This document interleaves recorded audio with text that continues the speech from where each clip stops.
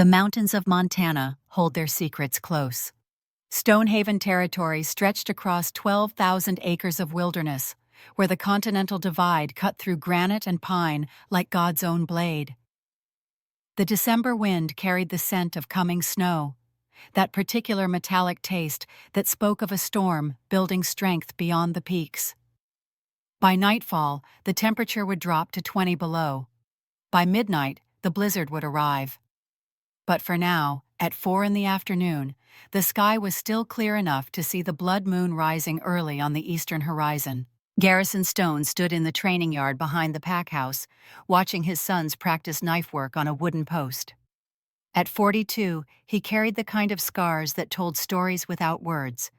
A jagged line across his jaw from Fallujah, burn marks on his forearms from a vehicle fire outside Kandahar, the slight hitch in his left shoulder, where shrapnel had torn through muscle and bone. 20 years in the Marines, the last 8 as a force recon major, had taught him that survival wasn't about being the biggest or the fastest. It was about being the most disciplined. His sons had not learned that lesson yet. Finn, the older twin by 4 minutes, drove his practice blade into the post with reasonable form. His stance was solid. His grip was correct, but his eyes were watching his brother instead of his target. Rowan, the younger, was talking. Always talking. His mouth ran faster than his brain, asking questions about everything from why snow was white to whether werewolves could breathe underwater. The boy's blade hung loose in his hand, forgotten. Garrison let them continue for another 30 seconds. Then he stepped forward. The twins snapped to attention immediately. They knew that walk. It was the one their father used when he was about to teach them something that would hurt if they didn't learn it right. "Finn," Garrison said. His voice was pitched low, the tone he'd used to brief Marines before insertion into hostile territory. "Why are you watching your brother?" The 5-year-old's jaw tightened. "Making sure he's doing it right, sir." "Is that your job?" "No, sir." "What is your job?" "My target, sir." Garrison nodded once. "Rowan, why is your blade in your hand if you're not using it?" The younger twin blinked. His mind worked differently than his brother's, less linear but more creative. "I was thinking about whether the moon looks red because of atmosphere or because of something magic." "And did thinking about the moon make you better at defending yourself?" "No, sir." "Then put the moon away until training is done." Garrison moved between them, adjusting Finn's elbow, correcting Rowan's footwork. His hands were gentle but firm. These boys were his entire world. Their mother, Rebecca, had died defending the pack from a rogue attack 6 years ago. She'd taken 3 of them down before the 4th got her throat. Garrison had arrived 30 seconds too late to save her. He'd made sure those 30 seconds were the last mistake he ever made. The twins didn't remember their mother. They'd been too young. But Garrison remembered for all 3 of them. He remembered the way she'd laughed, the way she'd sung old pack songs while cooking, the way she'd looked at him the morning of the attack, kissed his jaw, and said, "Keep them safe if I don't come back." He'd kept that promise every day since. "Again," Garrison said. "And this time, Finn, you pretend your brother isn't there. Rowan, you pretend the moon fell out of the sky. All that exists is you and the thing trying to kill you." The boys reset their stances. This time, they were focused. Garrison watched them work, counting the strikes, noting the improvements. In 2 years, maybe 3, they'd shift for the first time. Then the real training would begin. For now, they were just boys, vulnerable, soft. He would make them hard enough to survive. The wind shifted. Garrison's nose caught something foreign in the air, a scent that didn't belong. Diesel fuel, gun oil. And underneath it, the faint, acrid smell of cheap tobacco. Someone had driven a vehicle onto pack land in the last hour. Someone who smoked Marlboros and carried firearms. Garrison's hand went to his belt, fingers brushing the knife he always carried. Then he recognized the second scent, layered beneath the first. Old Spice aftershave, and the particular musk of a wolf he'd known for 24 years. Marcus Flint emerged from the tree line, driving a battered Ford pickup that had seen better decades. The Beta was 44, built like a tank, with hands that could crush stone and a smile that could disarm a room. He'd been Garrison's platoon sergeant in the Corps. They'd saved each other's lives more times than either man could count. When Garrison had taken over as Alpha of Stonehaven 12 years ago, Marcus had followed him home without a second thought. The truck rumbled to a stop. Marcus killed the engine and climbed out, carrying a case of beer in one hand and a bag of venison jerky in the other. His daughter, 8-year-old Lily, hopped down from the passenger side. She wore her hair in 2 braids and had her father's stubborn chin. "Uncle Garrison!" she called out, running toward the twins. "Can I train too?" "After you do your homework," Marcus said. He set the beer down on the porch steps and walked over to where Garrison stood. "Figured you could use a drink before the council meeting." Garrison grunted. "That bad?" Vaughn's stirring the pot again, talking about tradition, about how the old ways kept us strong. Marcus spat into the dirt. "Man's got half the elders nodding along like he's preaching gospel." The council meeting. Garrison had forgotten. Or rather, he'd tried to forget. Vaughn Crow, the former second who'd been passed over for the Alpha position when Garrison arrived, had been pushing for a return to what he called the true path. Blood rituals, sacrifice, the kind of old magic that had nearly destroyed the pack 3 generations ago. Garrison's grandfather had ended those practices. He'd said that strength came from unity, not from spilling blood under the moon. But Vaughn remembered the days before the change. He'd been young then, maybe 20, and he'd seen the power that the old rites could grant. He wanted that power back. "Let him talk," Garrison said. "Words don't change policy." "Words change minds," Marcus countered. "And minds vote." It was true. The council operated on consensus. Garrison could veto, but only 3 times per year before the pack could challenge his leadership. He'd already used 2 vetoes this year. One to stop Vaughn from reinstating mandatory combat trials for juveniles. One to prevent the expulsion of a human woman who'd married into the pack. He had 1 veto left, and the Blood Moon Festival was in 7 days. "I'll handle Vaughn," Garrison said. He turned back to the boys.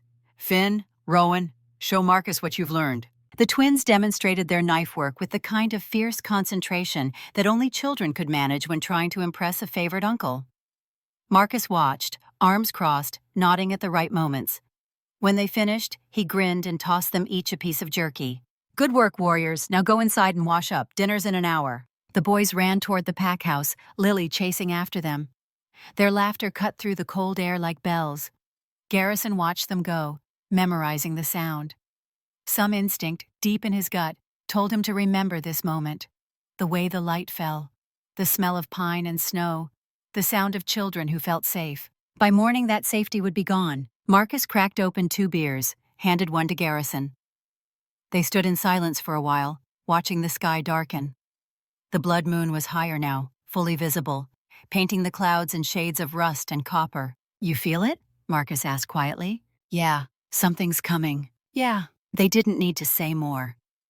After enough combat, after enough missions where the only thing between you and a bullet was the man standing next to you, you developed a sense for when things were about to go sideways. It wasn't magic. It wasn't prophecy. It was just pattern recognition honed by survival. Something in the air felt wrong. The birds had gone quiet too early. The deer had moved to higher ground. And the moon, that damn red moon, hung in the sky like a wound. "Council meeting's at 8, Marcus said. "You want backup?" "Always." They finished their beers in silence. Then Marcus clapped Garrison on the shoulder, the kind of touch that said more than words ever could. Brothers in all but blood. That's what they'd been since boot camp. That's what they'd die as. Marcus climbed back into his truck and drove toward his own cabin on the eastern edge of Packland. Garrison watched him go, then turned toward the pack house. It was a massive structure, built from logs and stone in the 1880s, expanded over generations until it sprawled across 2 acres. 60 pack members lived here permanently. Another 100 lived in cabins scattered throughout the territory. It was his job to keep them all safe. Garrison walked inside, moving through the familiar halls by instinct. The great room was warm, fireplace roaring, filled with the sounds of pack members preparing dinner. Older wolves sat in corners, playing chess or reading newspapers. Younger ones argued about sports. Children ran between legs playing tag. This was what mattered, not Vaughn's politics, not the council's squabbling. This, community, family, pack. He found the twins in the nursery wing, a secured section of the house where the youngest pack members stayed during the day. Finn was building something with blocks. Rowan was drawing pictures of the moon. They looked up when Garrison entered, faces bright. "Dad, look," Rowan said, holding up his drawing. "I made the moon smile." Garrison crouched down, studying the crayon artwork seriously. Why is it smiling? Because it's happy to see us. And what do we do when something is watching us? Rowan's smile faded slightly. He knew this drill. We watch it back, sir. Good boy. Garrison ruffled his son's hair, then checked the room. The windows were reinforced with steel bars. The door was solid oak, 3 inches thick, with a deadbolt that could withstand a battering ram. Security cameras covered every angle. Motion sensors lined the perimeter. This room was the safest place in the entire territory. He'd designed it himself after Rebecca died. I have a meeting tonight, Garrison told the twins. Marcus will be here. Dr. Kirby will check on you before bed. You stay in this room until I come get you. Understood? Yes, sir, they said in unison. He kissed each of their foreheads, breathing in their scent. Milk and honey, and the faint musk of wolf pups who hadn't shifted yet. They smelled like safety, like future, like everything worth protecting. Garrison locked the nursery door from the outside. The mechanism was designed so that it could only be opened from the outside with a key, or from the inside with a code that only he, Marcus, and Dr. Kirby knew. No one was getting in, and more importantly, nothing was getting out. He walked to his office, changed into clean clothes, and spent 30 minutes reviewing security reports. Nothing unusual. Perimeter patrols had found no foreign scents. Camera footage showed no breaches. The territory was locked down tight. At 7:30, he headed to the council chamber. The room was circular, built into the oldest part of the pack house. 12 chairs surrounded a central fire pit. 11 of them were occupied. Garrison took the 12th, the Alpha's seat, carved from a single piece of oak and marked with claw scars from every Alpha who'd sat there before him. Vaughn Crow sat directly across from him. The man was 55, lean and angular, with silver hair and eyes the color of old ice. He wore traditional pack clothing, leather and fur, like they were still living in the 1800s. Most of the council had switched to normal clothes decades ago, but Vaughn clung to the old ways like a drowning man clung to driftwood. Alpha, Vaughn said. His voice was smooth, cultured, the kind of tone that made you want to trust him. Thank you for joining us. Garrison didn't respond. He rarely spoke first in council meetings. It gave him time to read the room, to see where alliances had shifted since the last gathering. 3 elders sat to Vaughn's right. They were old guard, wolves who remembered when alphas ruled by strength alone, when challenges were fought to the death. 2 younger council members sat to Garrison's left. They were pragmatists, wolves who understood that the modern world required modern solutions. The remaining 6 were swing votes. They could go either way depending on the issue. We are 7 days from the blood moon, Vaughn continued. The most sacred night in our calendar, and yet I hear no preparations, no rituals, no acknowledgement of the power this night holds. We'll have a feast, Garrison said, like we do every year. A feast. Vaughn's lip curled. Our ancestors would weep. The blood moon is not a time for food and drink. It is a time for renewal, for sacrifice, for proving to the old gods that we are still worthy of their strength. We don't sacrifice anymore, Garrison said flatly. That law hasn't changed. Perhaps it should. Vaughn leaned forward. Look at us, Garrison. We used to be the strongest pack in the Rockies. Now we barely hold our territory. Rogues attack our borders. Other packs encroach on our hunting grounds. We are weak. We're at peace. Peace is a luxury we cannot afford. Vaughn stood, pacing around the fire pit. Our fathers knew the truth. Strength comes through trial, through blood, through proving that we are willing to sacrifice for the good of the pack. What exactly are you proposing? One of the younger council members asked. Vaughn smiled. It was the kind of smile that made Garrison's hand drift toward his knife. I propose we honor the old covenant, Vaughn said. The blood oath. 1 night of sacrifice to renew our bond with the ancient powers.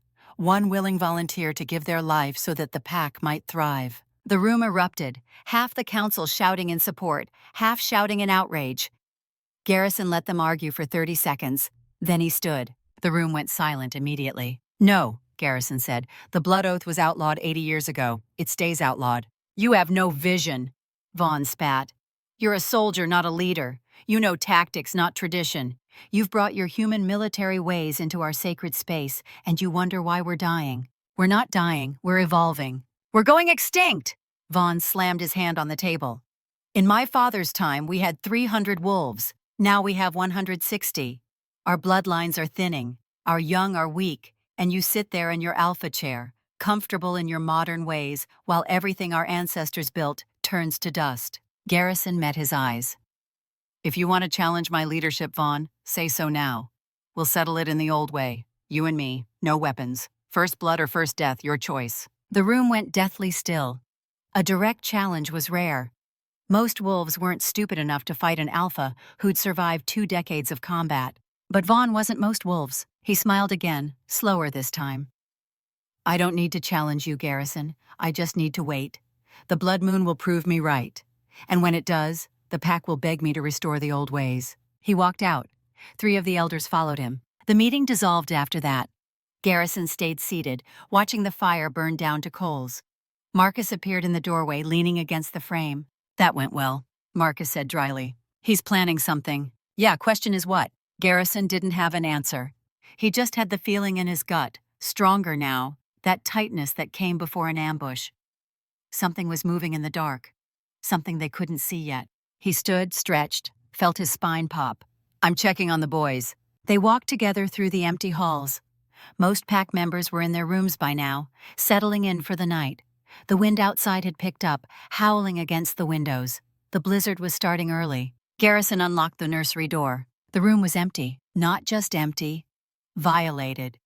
The window, the reinforced window that was supposed to be unbreakable, stood open. Snow swirled inside, covering the floor in white. The blankets on the beds were thrown back, toys scattered across the ground. And on the wall, drawn in what looked like ash, was a symbol Garrison hadn't seen in years. A circle, a crescent moon inside it, and 7 drops of blood falling from the moon's lowest point. The mark of the blood oath. "No." The word came out of Garrison like a prayer, like a curse, like the sound of his heart breaking.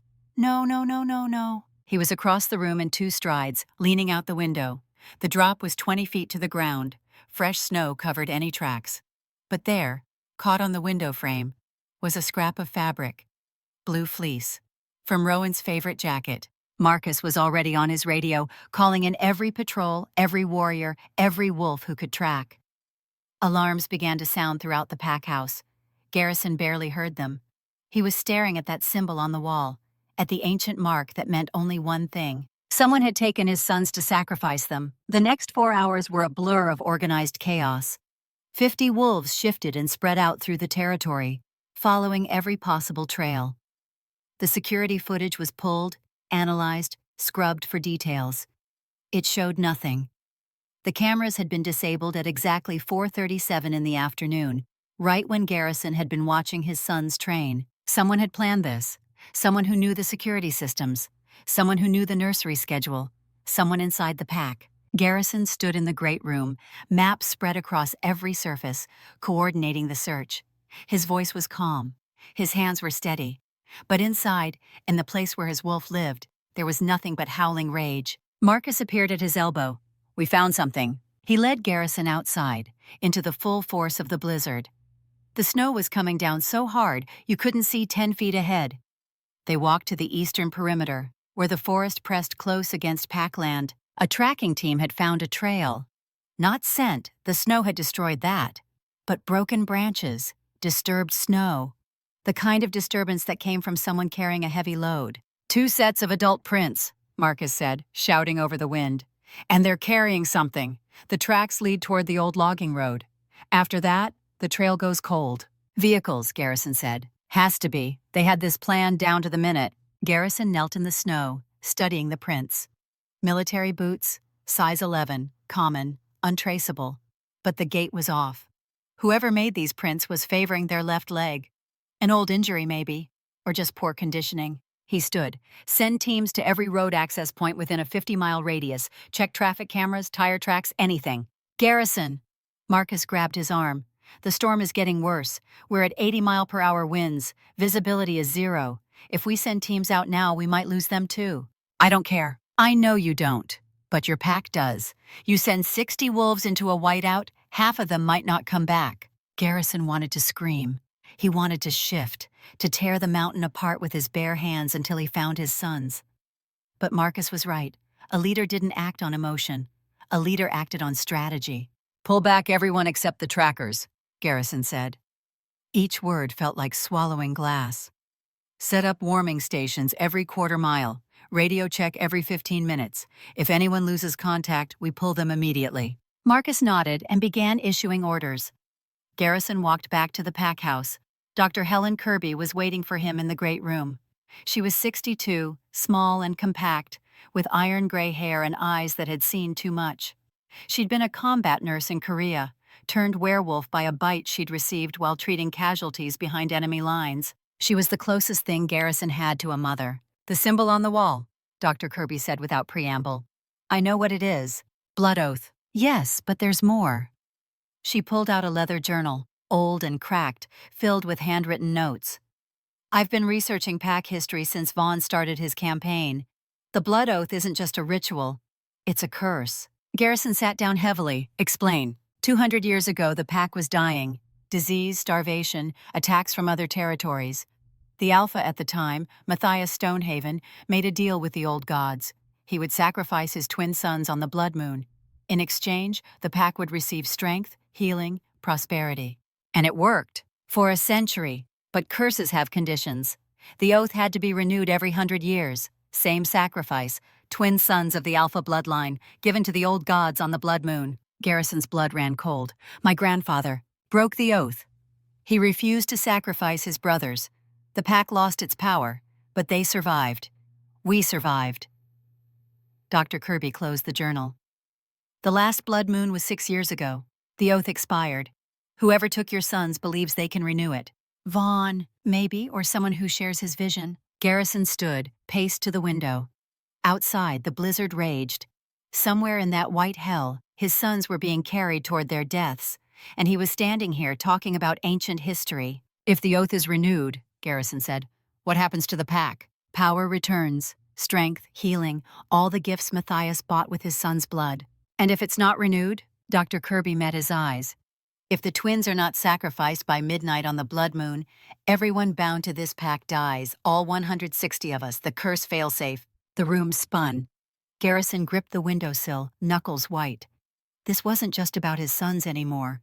This was about every wolf under his protection, every child, every elder, every warrior who'd sworn loyalty to his bloodline. 7 days. He had 7 days to find his sons, stop whoever had taken them, and break a 200-year-old curse. Or everyone he loved would die. The door to the great room crashed open. A young warrior stumbled in, covered in snow, breathing hard. "Alpha!" he gasped. "We found something on the old logging road. There's a vehicle crashed into a ditch." Garrison was moving before the warrior finished speaking. He grabbed his coat, his knife, his radio. Marcus appeared beside him, already armed. They ran out into the storm together. The logging road was 3 miles from the pack house. In good weather, it was a 15-minute drive. In this, it took 40 minutes of brutal, grinding progress through snowdrifts that came up to their knees. The vehicle was a Toyota pickup, 20 years old, half buried in a ditch. The engine was still warm. Garrison approached it carefully, every sense on high alert. This could be a trap. This could be the people who took his sons. But when he looked inside, he saw something different. Maps, spread across the passenger seat. Topographical maps of Stonehaven territory. And not just any maps. Military grade, with elevation markers, water sources, shelter locations. The kind of maps you used for search and rescue operations. There was blood on the steering wheel. Not much. Just a smear. And caught in the doorframe, a strand of long brown hair. The scent was wrong, not wolf, human. Marcus climbed up to the driver's side, peered in. "Look at this." He pointed to the dashboard. Taped there was a photograph. 2 children, maybe 5 years old, laughing in a park. And written on the back in neat handwriting was a date. Today's date. Garrison's radio crackled. "Alpha, this is Team 7. We found footprints heading east from the crashed vehicle. Fresh. Within the last hour." "Follow them," Garrison ordered. "I'm right behind you." He and Marcus tracked the footprints through the storm. They led deeper into the forest, away from packland, toward an area that had been abandoned for decades. The old Miller property, a homestead that had been left to rot after the family moved away in the 1980s. The main house was gone, collapsed under years of heavy snow. But there was a barn, and behind the barn, half hidden by overgrown brush, was a root cellar. The door was ajar. Garrison drew his knife. Marcus shifted, his body flowing from man to wolf in 3 seconds of controlled transformation. They approached the cellar together, moving with the kind of synchronized precision that came from 100 combat missions. The cellar was dark, cold. It smelled like earth and old potatoes and something else. Something that made Garrison's wolf snarl in recognition. Silver. He descended the stairs slowly, his eyes adjusted to the darkness. And there, in the center of the cellar, he saw it. A cage, made from iron bars coated in silver. And inside the cage, huddled together for warmth, were Finn and Rowan. They were alive. Garrison's knees nearly buckled. He was across the cellar in 2 strides, hands on the bars, not caring that the silver burned his palms. "Boys," he said, his voice cracked. "Boys, I'm here." They looked up. Their faces were pale, lips blue from cold. But their eyes were clear, aware. They reached for him through the bars. "Dad," Finn whispered. "There was a man. He said we had to be quiet. He said it was important." I know, I'm getting you out." The lock on the cage was modern, electronic, and it was still active, blinking green. Someone had power running to this cellar. Someone had been watching. Garrison looked up. There in the corner, mounted to the ceiling, was a security camera, and it was pointed directly at the cage. Marcus growled, a deep, rumbling sound that vibrated through the stone. This was staged. They wanted us to find them. But Garrison barely heard him, because there was another sound. Footsteps, coming from above. Someone else was in the barn. He moved to the stairs, knife ready. Marcus positioned himself between the cage and the entrance, protecting the boys. The footsteps stopped at the top of the cellar entrance. Then a voice called down. Female, rough with cold and exhaustion. "Are they okay? Please tell me they're okay." Garrison didn't answer. He climbed the stairs, fast and silent. When he reached the top, he saw her. She was small, maybe 5'4", thin in the way that came from missing too many meals, not from genetics. She wore an army surplus jacket 3 sizes too big, jeans soaked through with snow, and boots held together with duct tape. Her face was pale, wind burned, with ice crystals frozen to her eyelashes. Her hands were shaking, but it was her eyes that stopped Garrison cold. Hazel, clear, and completely unafraid. She looked at him. Really looked at him. And something in Garrison's chest, something that had been cold and dead for 6 years, suddenly roared to life. His wolf recognized her, knew her, wanted her with a ferocity that made him take a physical step back. Mate, number. Impossible. She was human. He could smell it. No musk of wolf, just the scent of frost and pine, and underneath it, something warm. Something that reminded him of summer rain and honey. "Who are you?" Garrison demanded. "Sarah Reeves." Her voice was steadier than her hands. "I'm a paramedic. Search and rescue. I was responding to a call about missing hikers. My truck crashed. I heard kids crying." She swayed on her feet, caught herself on the barn wall. "I need to know if they're okay." Marcus emerged from the cellar, carrying Finn in one arm and Rowan in the other. The boys were wrapped in his jacket, clinging to him. Sarah's face crumpled with relief. "Thank God," she whispered. Then she looked back at Garrison. "Your security is terrible, by the way. Someone locked them in a cage made of silver-coated iron. Symbols carved into the bars. Same symbols I've seen before." "Where?" "My father's journals. He was in Vietnam. Special Forces. They encountered werewolf POW camps in Laos. The Viet Cong used silver to hold them." She pulled something from her pocket. A small SD card. "There's a camera in that cellar. I pulled this before I came to find you. Whoever put those kids there was documenting it." Garrison stared at her. This human woman had found his sons, freed them, preserved evidence, and walked through a blizzard to return them. She'd done in 3 hours what his entire pack couldn't do. And she was standing there, half frozen, looking at him like he was the one who needed help. "Come with me," Garrison said. It wasn't a request. Sarah looked at the boys, then back at him. She nodded once. They made the journey back to Packland in silence. Sarah walked between Garrison and Marcus, her steps steady despite the cold.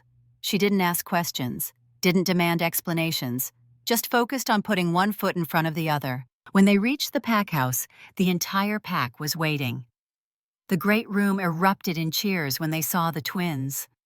Wolves surged forward, wanting to touch them, to confirm they were real. Garrison handed his sons to Dr. Kirby. "Check them, every inch." Then he turned to Sarah.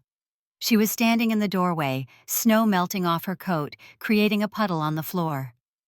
She looked so small compared to the massive room, to the 100 wolves staring at her, but she didn't shrink.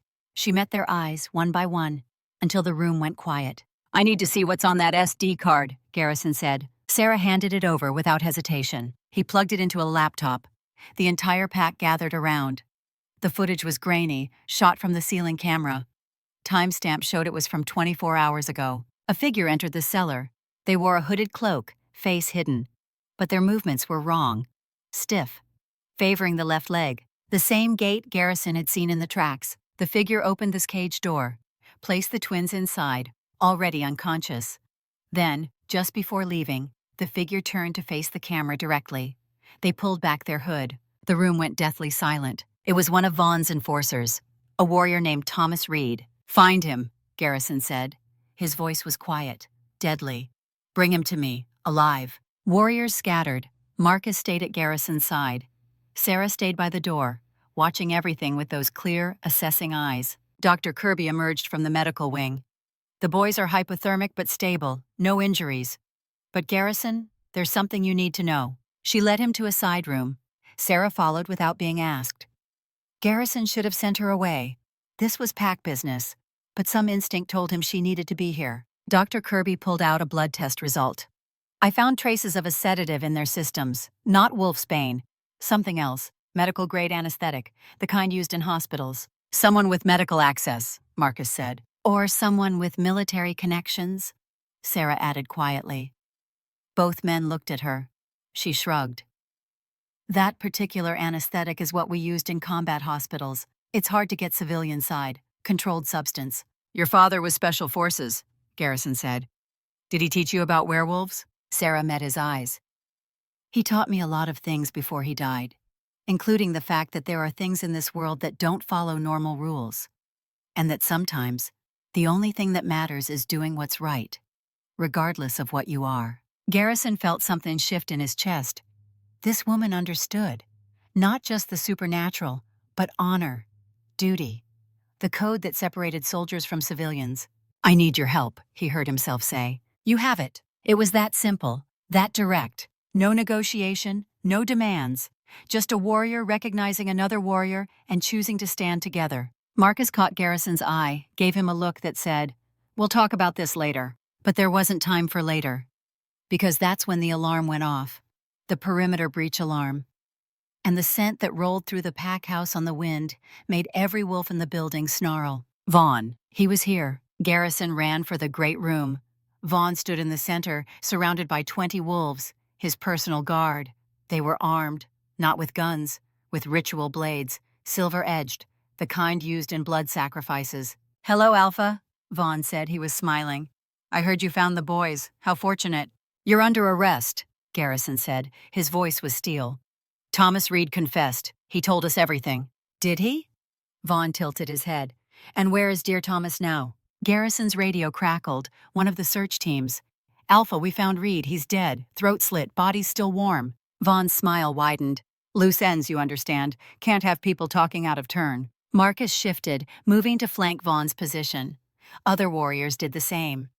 The room filled with the sound of growling, of claws extending, of wolves preparing for violence. But Vaughn didn't move. He just stood there, calm as death.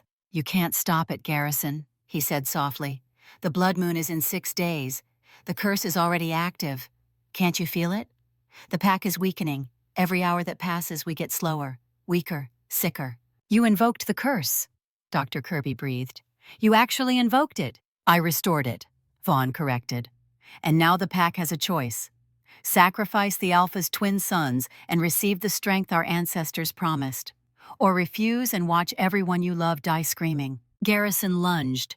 He crossed the distance between them in half a second, moving with the full speed of an alpha in rage. His hands closed around Vaughn's throat. But Vaughn just laughed. "Kill me," he whispered. "It changes nothing. The oath is bound. The only way to break it is for the Alpha to sacrifice himself or to complete the ritual." Garrison's hands tightened. One squeeze. That's all it would take. Crush the larynx, sever the spine. But then he'd never know the full extent of the conspiracy. Never know who else was involved. He threw Vaughn across the room. The older wolf crashed into a table, splintering wood. His guards moved to help him, but Vaughn waved them off. 6 days, Vaughn said, standing, brushing splinters from his clothes.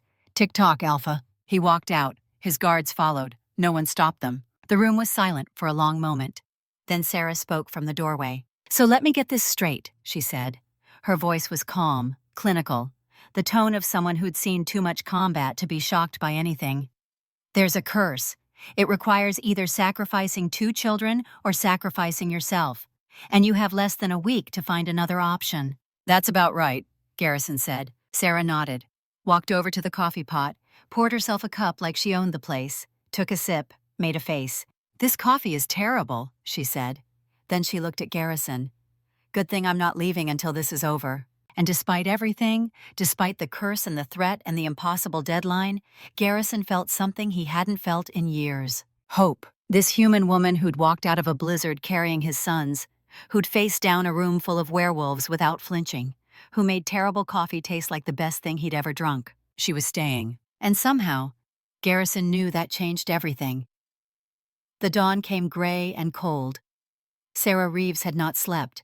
She sat in the guest quarters Garrison had assigned her, a sparse room with a single bed and a window that looked out over the training yard. Her body screamed for rest. 3 years of combat deployments had taught her to sleep anywhere, anytime. But her mind would not shut down. She could still feel the weight of those 2 boys in her arms. Still smell the silver and fear in that cellar. And underneath it all, something else. Something that had happened when she'd locked eyes with Garrison Stone in that barn. Recognition. Not the kind that came from knowing someone's face. The kind that came from knowing someone's soul. Sarah had felt it only once before. In Kandahar, when her convoy had hit an IED, and she'd looked up from the wreckage to see her platoon sergeant reaching for her.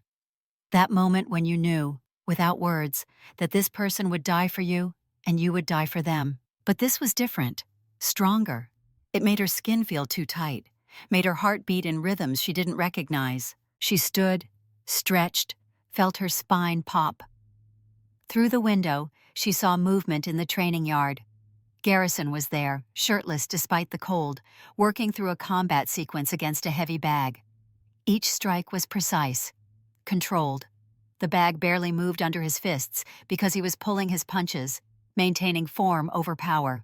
Sarah watched the way his muscles moved under scarred skin, the discipline in every motion.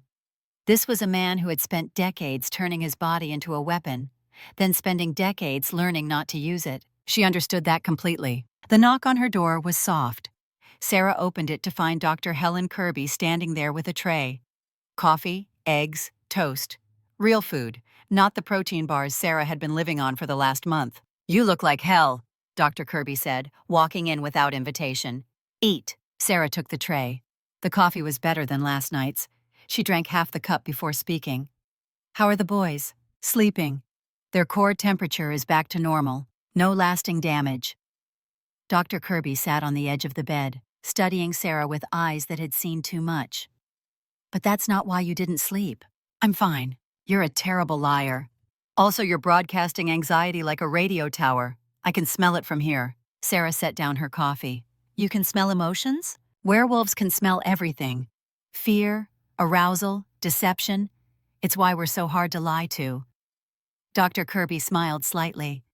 And before you ask, yes, we can smell the fact that you're attracted to our alpha. The entire pack knows. Heat flooded Sarah's face. I'm not. Save it. I've been doing this for 60 years. I know what a mate bond smells like. The doctor's expression turned serious. The question is, what are you going to do about it? Nothing. He's dealing with a curse that could kill everyone here. I'm just passing through. Passing through, Dr. Kirby repeated. Is that why you told him you're staying until this is over? Sarah didn't have an answer for that. She'd spoken without thinking. The words had just come out, propelled by some instinct deeper than logic. Dr. Kirby stood. Garrison's in the yard. He wants to talk to you. And Sarah, whatever you decide, decide fast. We have 5 days left. The doctor left. Sarah finished her breakfast, changed into clean clothes that someone had left folded on a chair. Jeans, thermal shirt, boots that actually fit. She wondered who'd gone through her crashed truck to get her sizes. She found Garrison in the training yard, wrapping his hands. Up close, the scars on his body told a story. Bullet wounds, shrapnel, burns. And there on his left shoulder, a bite mark. Old, healed. From another wolf. "Your mate," Sarah said. It wasn't a question. Garrison looked up. His eyes were amber in the morning light, flecked with gold. "Rebecca. She died defending the pack, 6 years ago." "I'm sorry." "Don't be. She died doing what she was born to do, protecting those weaker than herself." He finished wrapping his hands. "Your father, Vietnam, Special Forces. What did he tell you about werewolves?" Sarah leaned against the fence. "That they existed, that some of them fought for our side, that the VC captured a few and tried to weaponize them. It didn't work. The wolves killed themselves rather than be used. Honor over survival," Garrison said quietly. "That's what my dad said. He respected it, respected them." Sarah paused. "He never told me he was one of them. I didn't figure it out until after he died. Found his journals. The way he described things, what he could smell, what he could hear. It didn't add up to normal human senses." "But you never confronted him. He was dying, liver cancer. What was I going to do, demand answers from a man who had 6 months to live?" Sarah's throat tightened. "He wrote me a letter. Left it with his lawyer. Said if I was reading it, it meant the wolf in his blood had stayed dormant. That I'd gotten lucky." Garrison moved closer, not threatening, just present. "Do you feel lucky?" Sarah met his eyes. "I feel like I've spent my whole life waiting for the other shoe to drop. Like there's something incomplete about me.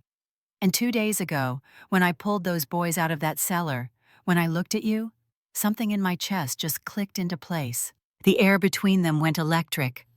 Garrison's wolf was rising. She could see it in the way his pupils dilated, in the tension that suddenly corded his shoulders. "We need to talk about that," he said. His voice was rough.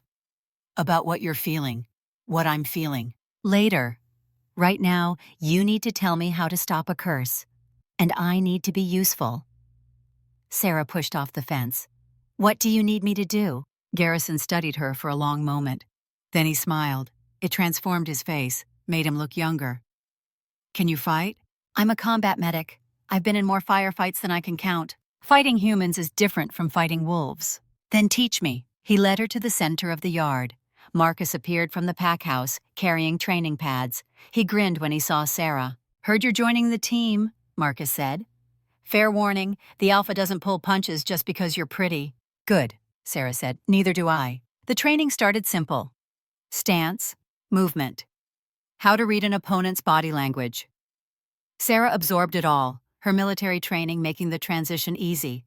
She understood angles, leverage, the economy of motion. Then Garrison stepped in to spar. The first time he moved, Sarah barely tracked it. He was fast, inhumanly fast. His hand closed around her wrist before she could block, spinning her around, pulling her back against his chest. His other arm came around her throat in a perfect chokehold. "Dead," he whispered against her ear. Sarah's body reacted before her brain caught up.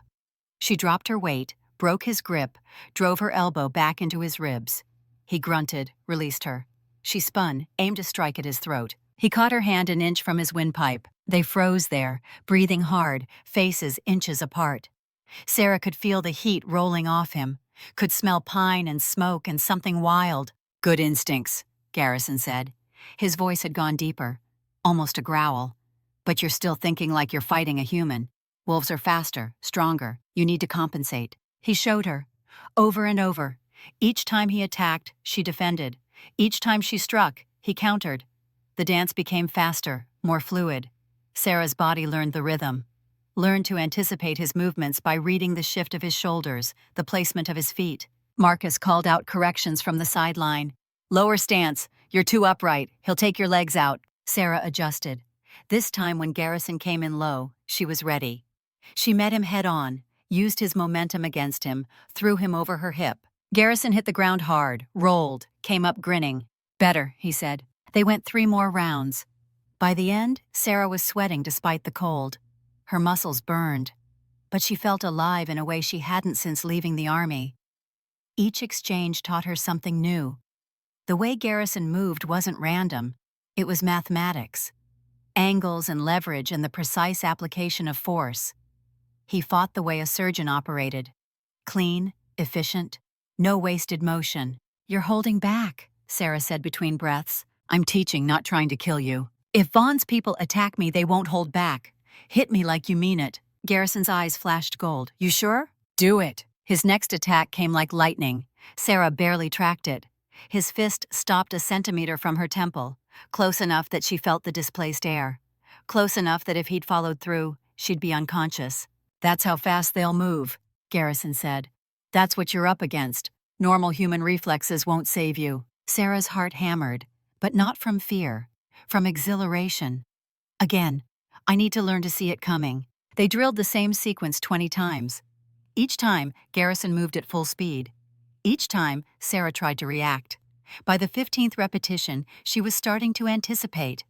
Not by seeing the strike, but by reading the micro-shifts in his posture. The way his weight transferred, the angle of his shoulders. On the 20th attempt, she blocked it. Garrison's fist stopped against her forearm. The impact sent shockwaves up her arm, but she'd done it. She'd reacted to werewolf speed. His smile was fierce, proud. Now you're getting it. The pack had gathered to watch. Warriors lined the fence, studying her with appraising eyes. Sarah felt their judgment like a physical weight. These were wolves who had spent their lives fighting.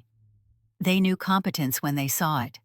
And they knew the difference between someone going through the motions and someone actually learning to survive. An older warrior stepped forward. Gray hair, scarred face, arms like tree trunks. You want to be part of this pack, human? Prove it. Fight me. Sarah looked at Garrison. He nodded once. She faced the warrior. He was bigger than Garrison, slower but more experienced. His first strike came like a freight train. Sarah ducked under it, came up inside his guard, drove her fist into his solar plexus. He didn't even flinch. His backhand caught her across the jaw. Sarah's vision exploded into stars. She hit the ground, tasted blood. The warrior loomed over her. Stay down, girl, you don't belong here. Sarah spat blood, got to her feet. Again. They fought for 5 minutes. Sarah took hits that would have put a normal human in the hospital. But she kept getting up, kept coming back, because this wasn't about winning. This was about proving she wouldn't quit. Finally, the warrior stepped back. He was breathing hard. Sarah had landed enough strikes to make him respect her, even if she couldn't put him down. You fight with honor, he said. Then he extended his hand. Welcome to the pack, Snow Medic. Sarah shook his hand. The pack erupted in cheers. Warriors came forward, clapping her on the back, introducing themselves. She'd earned their respect. Through the oldest currency warriors understood. Blood and refusal to surrender. Garrison handed her a towel. Congratulations, you just passed the first test. There are more tests? Always. But he was smiling. Come on, we have work to do. They spent the afternoon in the war room, a converted basement filled with maps and monitors, and the kind of tactical equipment Sarah recognized from her deployment days. Garrison had assembled his core team. Marcus, Dr. Kirby, 4 senior warriors, and now Sarah. Here's what we know, Garrison said, pointing to a map of the territory. Vaughn has a compound 15 miles north, old mining facility. He's been using it for the last year, claiming he needs privacy for meditation. But we've seen increased activity, vehicles coming and going, supplies being delivered. You think he's preparing the ritual there? Sarah said. I know he is. The blood moon has to be performed at a place of power. The old mine sits on a convergence of ley lines. Garrison pulled up satellite imagery.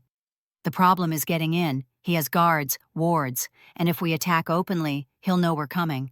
So we don't attack openly, Sarah said, studying the map. We infiltrate. 2-person team, in and out before anyone knows we're there. Exactly, Garrison looked at her. And I want you with me. Marcus raised an eyebrow. Boss, she's been here one day. We have trained scouts who know that terrain. I'm aware. But Sarah has something they don't. She's human. Vaughn's wards are designed to detect wolves. She'll slip right through. It was solid tactical logic. Sarah nodded. When do we leave? Sunset, 2 hours. The team dispersed to prepare. Sarah found herself alone with Garrison in the war room. He was loading equipment into a tactical pack.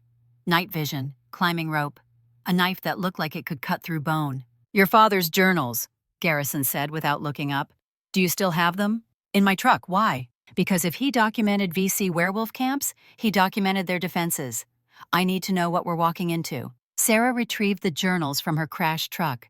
They were leather-bound, filled with her father's neat handwriting.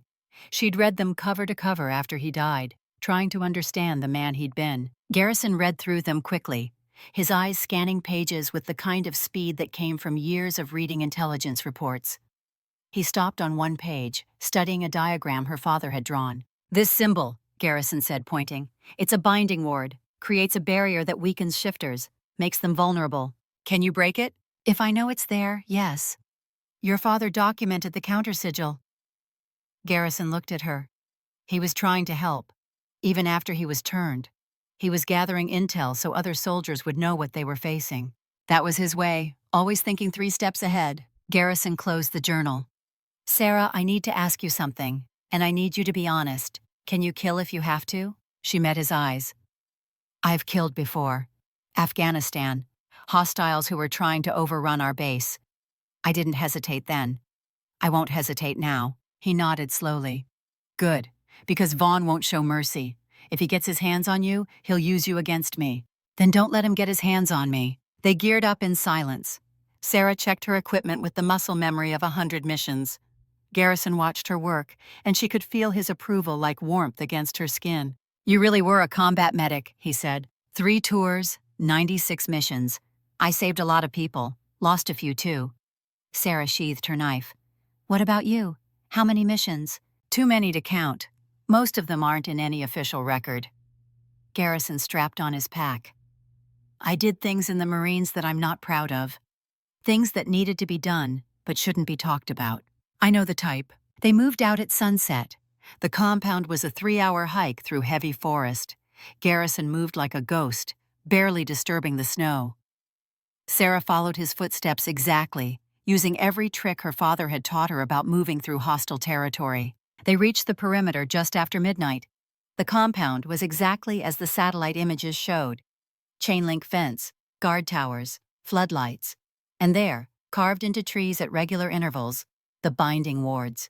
"I see 6 guards," Garrison whispered, "rotating pattern, 3 minutes between passes." "The wards? I can disrupt them, but it'll take time." Sarah studied the fence line. "There, drainage culvert. Too small for your guards to worry about, but I can fit."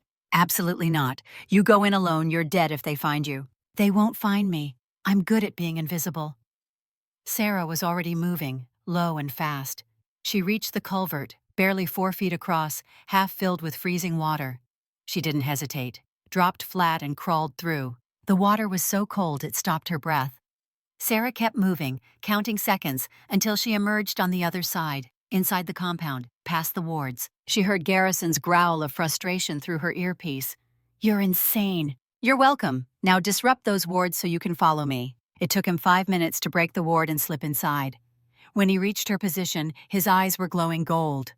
Angry, but also impressed. "Don't ever do that again," he said. "Can't promise that." They moved deeper into the compound.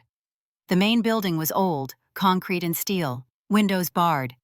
Sarah recognized the architecture. Military surplus. Probably bought at auction after a base closure. She'd seen facilities like this in Iraq. Converted weapons depots. Storage bunkers turned into forward operating bases. The layout would be predictable. Central corridor, rooms branching off, basement level for secure storage. And if Vaughn was smart, which he clearly was, he'd have the ritual chamber in the deepest part of the structure. They found an entrance. Service door, rusted hinges. Garrison tested it, locked. Sarah pulled a set of lockpicks from her pocket. "Where did you learn that?" Garrison whispered. "Army doesn't just teach you how to save people. Sometimes you need to get into places that don't want you there." She worked the picks with practiced ease, feeling for the pins. The lock was old, simple. It gave way in 30 seconds. "Spec Ops guys taught me," said a medic who could pick locks, could save more lives than one who couldn't. The lock gave way. They slipped inside. The interior smelled of mold and old blood and something else. Wolfsbane. Recently burned. The scent made Garrison's nose wrinkle in disgust. Sarah's night vision goggles turned the darkness green. She swept the hallway, weapon ready. Empty. But fresh boot prints in the dust, multiple sets, coming and going regularly. Garrison moved beside her, completely silent despite his size. They communicated with hand signals, the universal language of soldiers.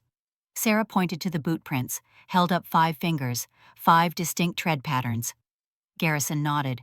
At least 5 guards on rotation. They cleared rooms systematically. Sarah took point in each one, Garrison covering her 6. Storage areas, empty bunks, a kitchen that hadn't been used in years, and then the stairwell. It descended into darkness, 30 feet down at least. The walls here were different. Not concrete, natural stone. This was the original mine shaft. They approached carefully. Voices echoed up from below. Vaughn, and others. Sarah counted at least 6 distinct speakers. The chamber at the bottom was massive, cathedral-sized. And in the center, an altar, made from black stone, covered in symbols that hurt to look at. Around it, blood channels, dried, old, but recently refreshed in places. This was where the ritual would happen. Vaughn stood beside the altar, directing his followers. The preparations must be perfect. The blood moon rises in 4 days. Everything must be ready. Sarah and Garrison pressed against the wall, hidden in shadow. Sarah pulled out a camera, started documenting everything. The altar, the symbols, the faces of Vaughn's followers. Then Garrison's hand clamped over her mouth. She froze, listened. Footsteps, coming from behind them. A patrol they'd missed. Garrison pulled her into an alcove, pressed her back against the stone. His body covered hers completely, hiding her from view. They were so close Sarah could feel his heartbeat against her chest. Could smell leather and pine, and that wild scent that made her wolf, the one she didn't know she had, raise its head and howl. The patrol passed. 2 guards talking about the upcoming ritual. They didn't look into the alcove. When they were gone, Sarah tried to step away. But Garrison didn't move. His eyes had gone completely gold, and his hand, still pressed against the wall beside her head, had claws instead of fingers. "Garrison," she whispered, "your scent." His voice was barely human. "It's driving me insane. I can smell everything. Your fear, your adrenaline, your arousal." "I'm not—" "Don't lie to me, I can taste it in the air." Sarah's breath came faster. This was dangerous. This was everything she shouldn't want. But her body didn't care about should. It only cared about the way his weight pinned her, about the heat of his skin, about the fact that every instinct she had was screaming at her to bare her throat and submit. "This is the mate bond," Garrison said. Each word sounded like it was being ripped from his chest. "My wolf recognizes you, wants you, and I'm fighting every instinct I have not to claim you right here." "Why fight it?" "Because you deserve a choice. Because binding you to me could kill you. Human bodies aren't built to handle a mate bond with an alpha. The intensity can burn through you like acid." "What if I'm not entirely human?" Garrison pulled back enough to look at her. "What?" "My father's journals. He didn't just document werewolves. He documented his own transformation. How he felt the wolf trying to emerge. How he killed himself before it could." Sarah's voice shook. "I have his DNA, his blood. What if I carry the same thing?" Before Garrison could answer, alarms shrieked through the compound. Red lights bathed the chamber below. Vaughn's head snapped up. "We have intruders!" he roared. "Find them!" Garrison grabbed Sarah's hand. "Run!" They sprinted back the way they'd come. Behind them, wolves howled. Not humans making wolf sounds. Actual wolves. Shifted. Hunting. They reached the stairwell. Garrison shoved Sarah ahead of him. "Go! Don't stop!" She ran. Her lungs burned. Her legs screamed. But she kept moving because stopping meant death. They burst out of this building. The compound was chaos. Guards running everywhere. Searchlights sweeping the grounds. And there, blocking their exit, 3 massive wolves. Garrison shifted. His transformation was instant. One moment man, the next a wolf the size of a small horse, black fur, amber eyes, teeth like daggers. He hit the first wolf like a freight train. They went down in a tangle of fur and fangs. The other 2 converged on Sarah. She drew her knife. It was silver-edged, a gift from her father. The wolves saw it, hesitated. Sarah didn't. She drove forward, slashed across the nearest wolf's muzzle. It yelped, retreated. The 3rd wolf circled, looking for an opening. Garrison finished the first wolf with a brutal snap of his jaws. Turned on the 2nd. It fled. The 3rd followed.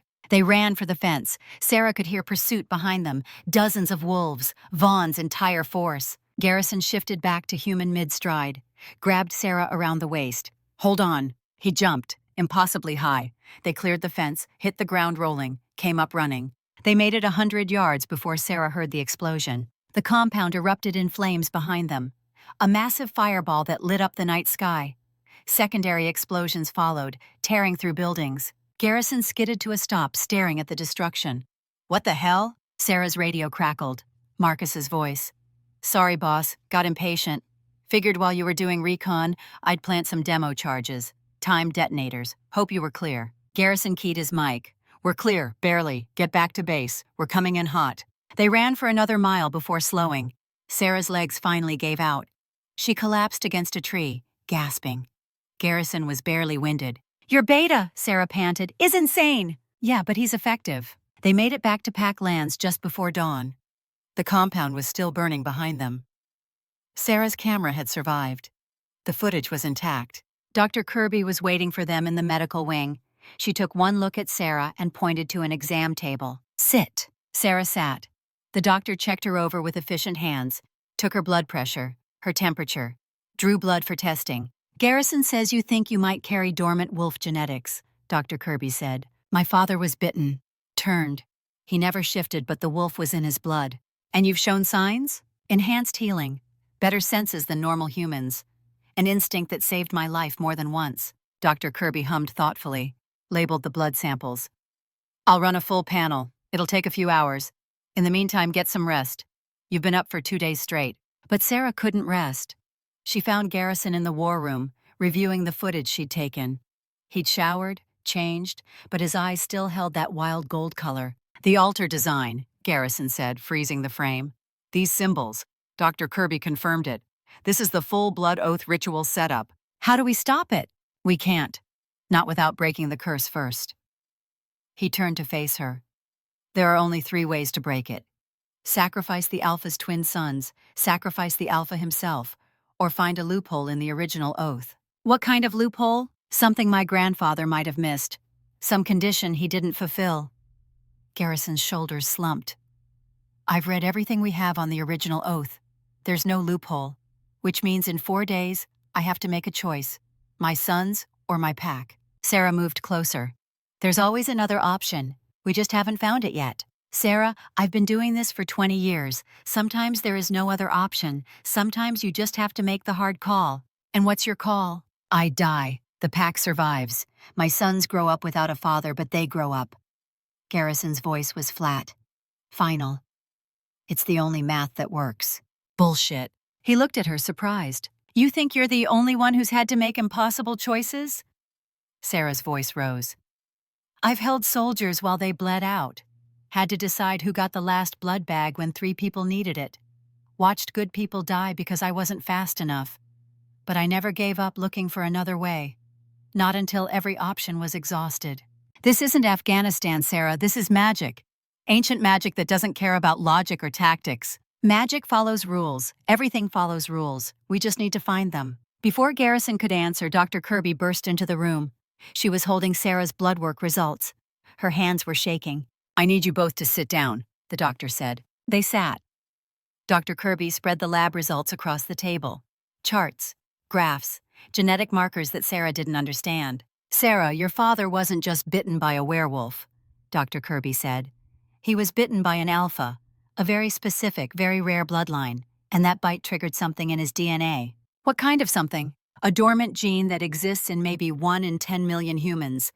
A genetic throwback to when humans and wolves were closer, before we split into separate species." Dr. Kirby pointed to a specific marker. "This gene allows for transformation, but not the kind we're familiar with. Not full shift, something different." Garrison leaned forward. "Explain." "In our mythology, there's a legend. The first werewolves weren't created by a curse or a bite. They were humans who had a natural affinity for wolf spirits. They could merge with the wolf without losing their humanity, become something in between." Dr. Kirby pulled up a genetic comparison chart. "Look at this. Normal humans have 23 chromosome pairs.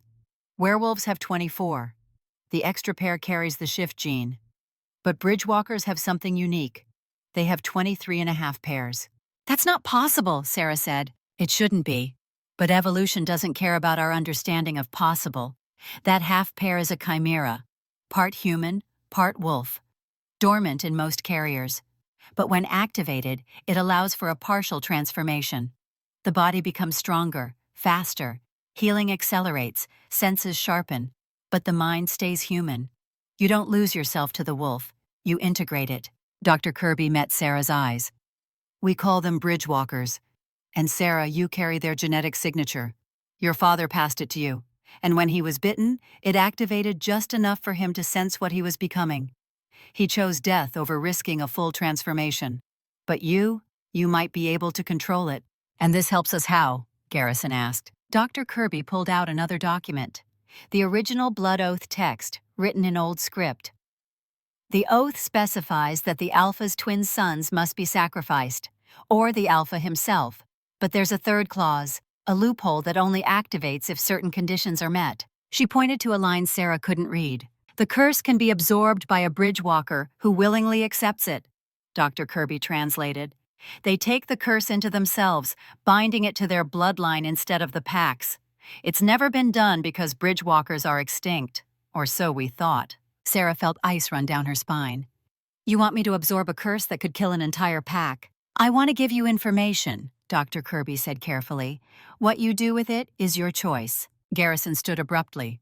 No, absolutely not. We're not even discussing this. Why not? Sarah asked. Because I won't ask you to sacrifice yourself for us. You've already given us more than we deserve. You're not asking, I'm offering. Sarah. Garrison. She stood, faced him. You said it yourself. Sometimes you have to make the hard call. Sometimes the only math that works is one life for many. Not your life. Why not? Because you barely know me? Because I'm human? Or because your wolf has decided I'm your mate and you can't stand the thought of losing me? The question hung in the air. Garrison's jaw worked. His eyes went full gold again. All of the above, he finally said. Sarah reached up, cupped his face. The first time she'd deliberately touched him. His skin was hot under her palms. I watched my father die slowly, she said quietly. Watched cancer eat him from the inside. He told me at the end that the only thing worse than dying was dying for nothing. If I can die for something, for those boys, for your pack, for you, then it means something. The process could kill you before the curse even activates, Dr. Kirby said. The transformation, the merging, the absorption. Any one of those steps could fail. You could die screaming. I've survived worse odds. Garrison pulled away from her touch, walked to the window, stared out at the mountains. Give us the room, he said. Dr. Kirby left. The door closed with a soft click. Sarah waited. She could see the tension in Garrison's shoulders, the way his hands gripped the window frame hard enough to crack the wood. I can't lose you, he said finally. I know that's selfish. I know I have no right to claim you. But the thought of watching you die, of being helpless to stop it, it breaks something in me. Sarah moved to stand beside him. Then don't be helpless. Be with me. However much time we have, make it count. He turned, looked at her with eyes that held centuries of pack memory, decades of combat experience, and something raw and new that was just for her. If we do this, Garrison said, if you really want to try to absorb the curse, we do it right, on your terms. You call every shot. And if at any point you want to stop, we stop. No arguments. Deal. I'm serious, Sarah. I won't force this. I know. That's why I trust you. The next 2 days were a blur of preparation. Dr. Kirby ran every test she could think of, mapping Sarah's genetic markers, finding the optimal conditions for transformation. Garrison taught Sarah everything about pack dynamics, about the curse, about what it would mean to bind it to herself. And at night, when the pack was sleeping, they talked. Sarah learned about Rebecca, about how Garrison had loved her fiercely, but not completely, how there had always been a part of him held back, controlled, disciplined. I'm a soldier, Garrison said. I learned early that if you let yourself feel everything, you'll break. So I built walls even with her, especially with her. And with me? With you, the walls don't work. You walked out of a blizzard carrying my sons and every defense I had just shattered. Sarah learned about his time in the Marines, the missions that never made it into official reports, the things he'd done that he would carry forever. I've killed people who deserved it, Garrison said. And I've killed people who were just in the wrong place at the wrong time. War makes monsters of us all. Or it reveals who we really are, Sarah countered. You could have walked away, taken your sons and disappeared, built a life somewhere safe, but you stayed, you led. Someone had to. Exactly, someone had to. And you were strong enough to be that someone. They talked about Sarah's childhood. growing up in a small town in Montana, her mother dying when she was young, her father raising her alone, teaching her to hunt, to track, to survive. He never told me he was different, Sarah said.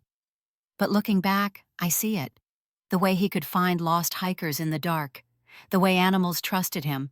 He was trying to show me how to be strong without ever explaining why I needed to be. He was preparing you, Garrison said. For this, for us. On the second night, Marcus found Garrison in the training yard. The beta sat down on the bench, handed his friend a beer. You're in love with her, Marcus said. It wasn't a question. Yeah. And you're going to let her do this, risk her life for the pack. It's her choice. Is it? Or are you so desperate for another option that you're letting her believe it's possible? Marcus took a long drink. Brother, I've known you for 24 years. I've never seen you like this. You're terrified.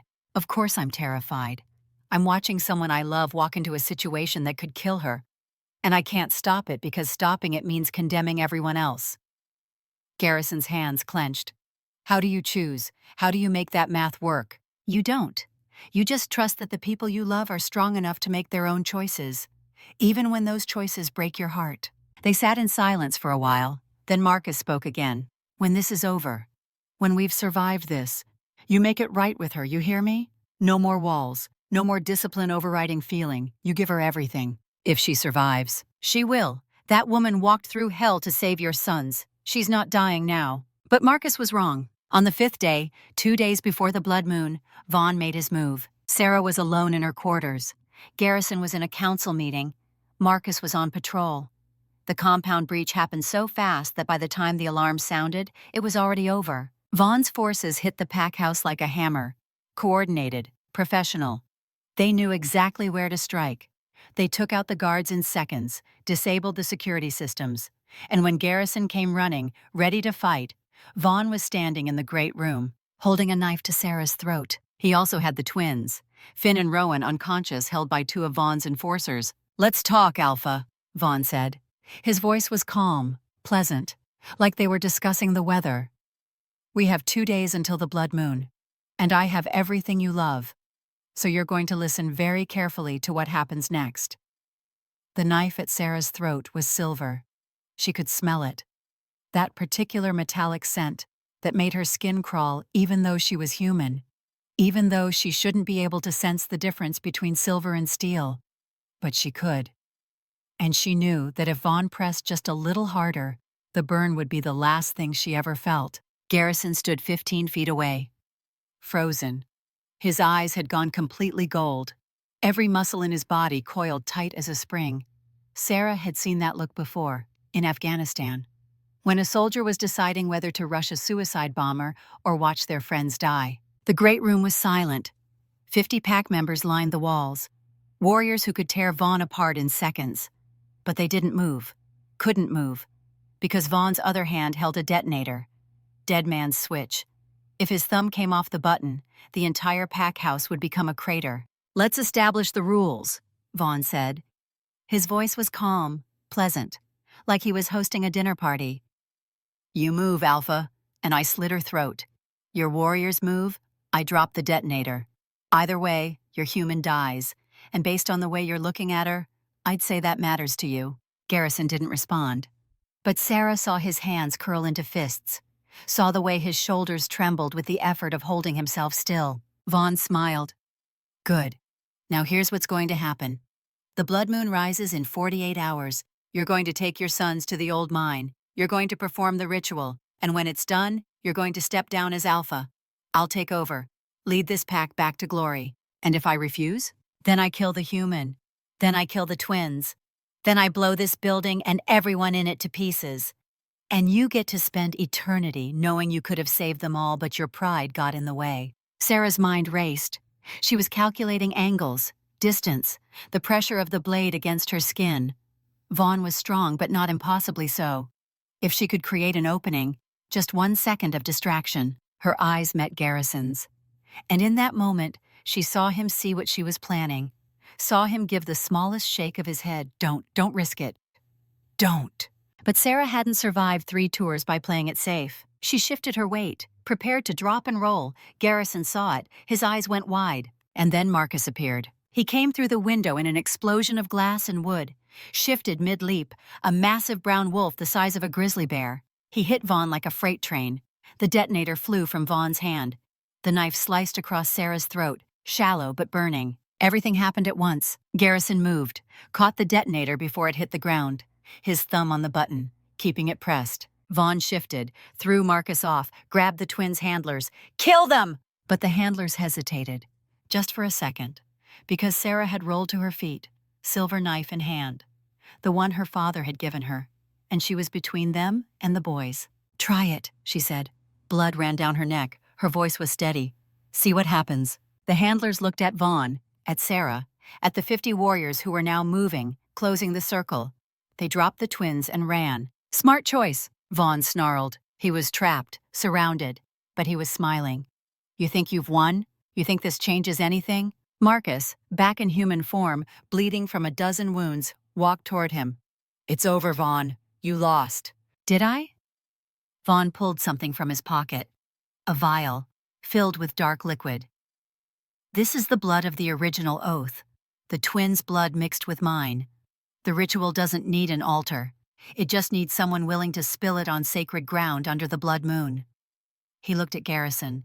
"You have 48 hours. Then I go to the convergence point, and I spill this blood. With or without the boys. The curse activates either way. Everyone dies." "We'll hunt you down," Garrison said. "You'll try, but you're holding a detonator, and I know you, Alpha.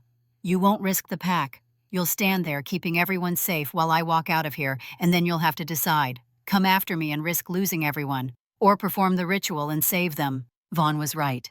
Garrison couldn't move, couldn't chase. Not without releasing the detonator. Marcus met Garrison's eyes. A whole conversation happened in that look.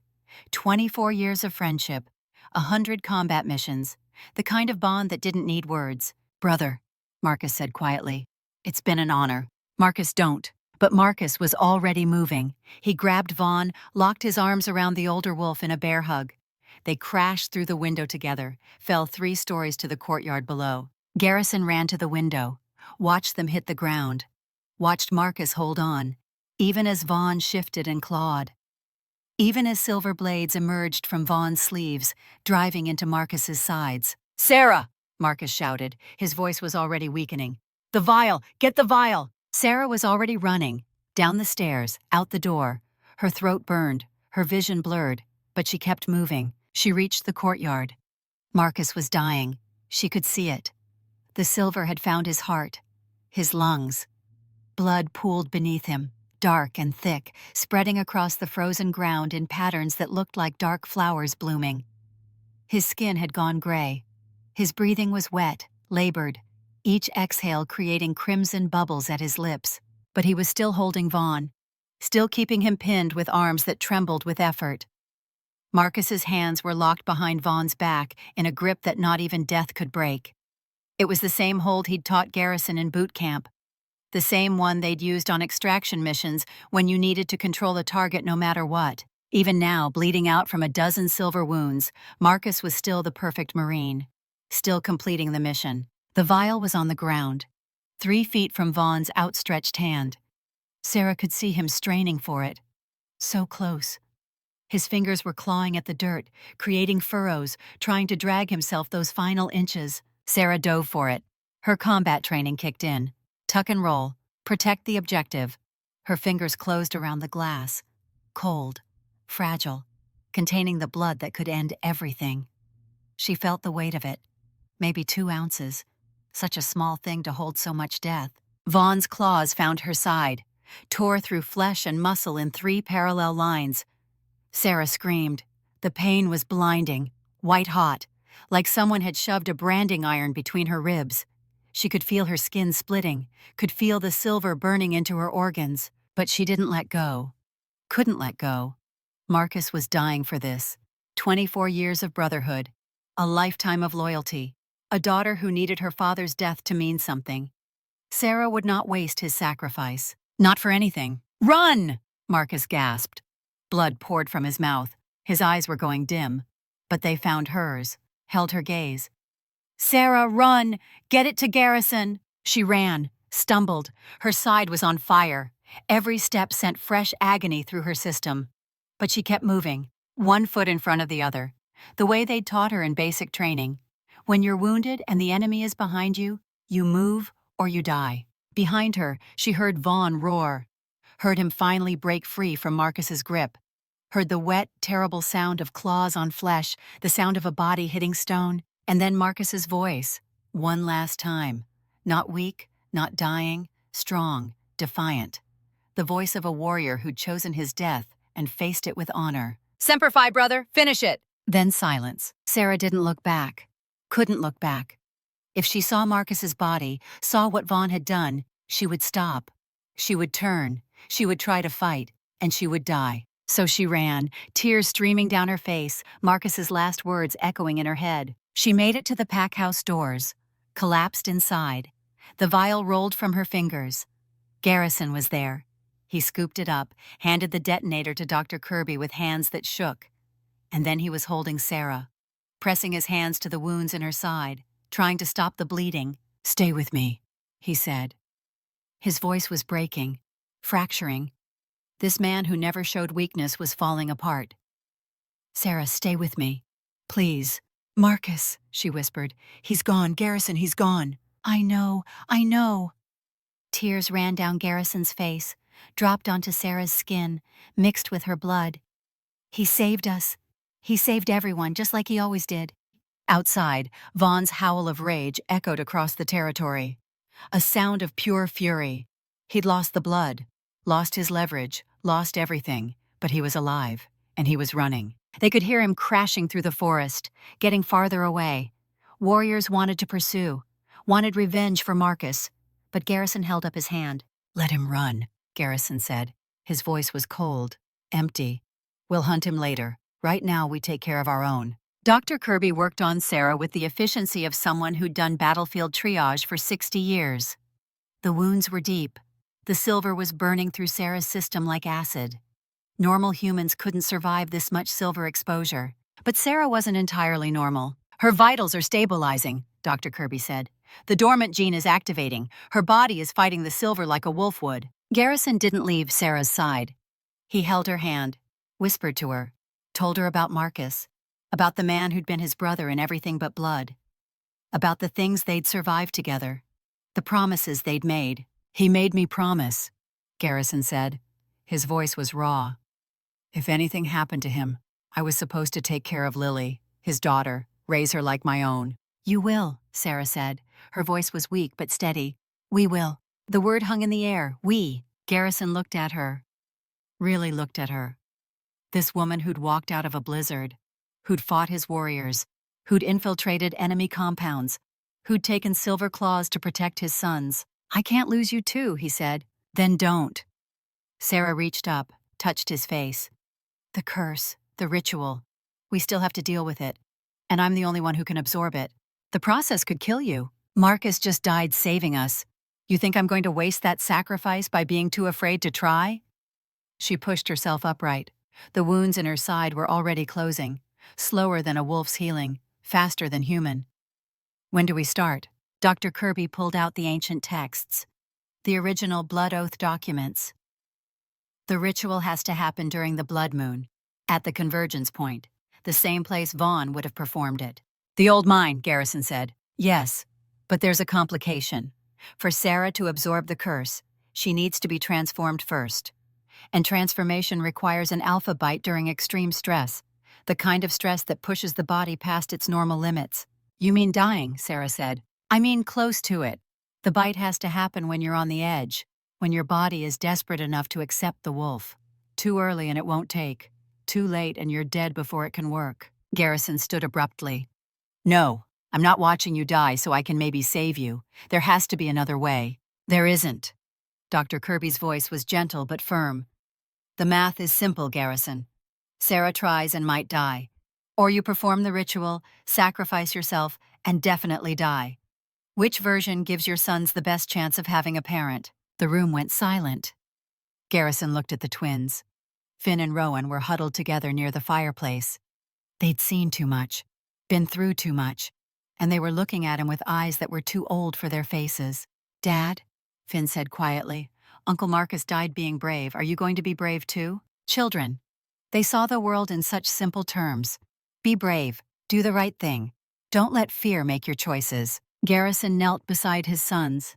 Uncle Marcus was the bravest man I ever knew, and he would want me to fight, to try every option, to never give up. He looked at Sarah. So that's what we're going to do. They had 40 hours until the blood moon reached its peak. The pack mobilized. Warriors went out in hunting parties, searching for Vaughn. He disappeared into the deep forest, but he couldn't run forever. And when they found him, they would end this. Garrison oversaw the preparations. The convergence point was a natural amphitheater of stone. Ancient. Powerful. The kind of place that hummed with energy even when you couldn't see it. Dr. Kirby set up the ritual components. Salt circles, candles, symbols drawn in ash, and in the center, an altar, made from a single piece of granite. This was where Sarah would either save the pack or die trying. Sarah spent the time with Marcus's daughter. Lily was 8 years old. Her mother had taken her to stay with relatives across the territory, but when she heard what happened, she came back, demanded to see her father's body. Garrison had given Marcus a warrior's preparation. His body was washed, dressed in his military dress blues, his medals pinned to his chest. He looked peaceful, like he was just sleeping. Lily stood beside the table, silent tears running down her face. Sarah knelt beside her. "Your dad saved my life," Sarah said. "And he saved a lot of other people too. That's what heroes do." "I know," Lily whispered. "Dad always said being a hero means protecting people even when it's hard, even when you're scared." He was right. "Are you scared of what you have to do tonight?" Sarah thought about lying, about being strong for this little girl who'd just lost her father. But Lily deserved the truth. "I'm terrified," Sarah said, "but I'm going to do it anyway, because that's what your dad would want, and because there are people I love who need me to be brave." Lily hugged her, a fierce, desperate grip. "Don't die, Miss Sarah, please don't die." "I'll do my best, sweetheart." The sun set at 6. The blood moon began to rise at 8. By 9, it was high enough to begin. The pack gathered at the convergence point. All 160 of them, even the elders who could barely walk, even the children who should have been in bed. This was their curse, their fate. They would witness its ending, one way or another. Sarah stood at the center of the salt circle. She'd changed into simple clothes, a white shirt, dark pants, nothing that would restrict movement or healing. Her hair was pulled back. Her father's dog tags hung around her neck. Garrison stood outside the circle. His role was clear. When the moment came, when Sarah was dying, he would enter the circle. He would bite her, transfer enough of his alpha essence to trigger the transformation. And then they would pray it was enough. Dr. Kirby began the ritual. She spoke in the old language, words that predated English, words that resonated in the bones of every wolf present. The salt circle began to glow, faint at first, then brighter. The symbols drawn in ash lifted off the stone, hung in the air like smoke given form. The curse was waking up. Sarah felt it immediately, like ice water in her veins, like something reaching into her chest and squeezing her heart. She gasped, fell to her knees. "It's fighting you," Dr. Kirby said. "The curse knows what you're trying to do. It's going to hurt, and it's going to get worse." Worse didn't begin to cover it. The pain started in Sarah's chest, a burning that spread through her ribs, down her spine, into her limbs. It felt like her bones were breaking, like someone had poured molten metal into her veins. She screamed, her back arched, her fingers clawed at the stone beneath her. This wasn't like being wounded in combat. That pain was sharp, clean. This was corruption. This was something fundamentally wrong happening to her body at the cellular level. Garrison moved towards the circle. Dr. Kirby grabbed his arm. Her grip was iron despite her age. "Not yet. She's not close enough. If you bite her now, the transformation won't have enough catalyst. The wolf won't take. Wait. She's dying!" Garrison's voice was raw, desperate. "She's suffering. There's a difference.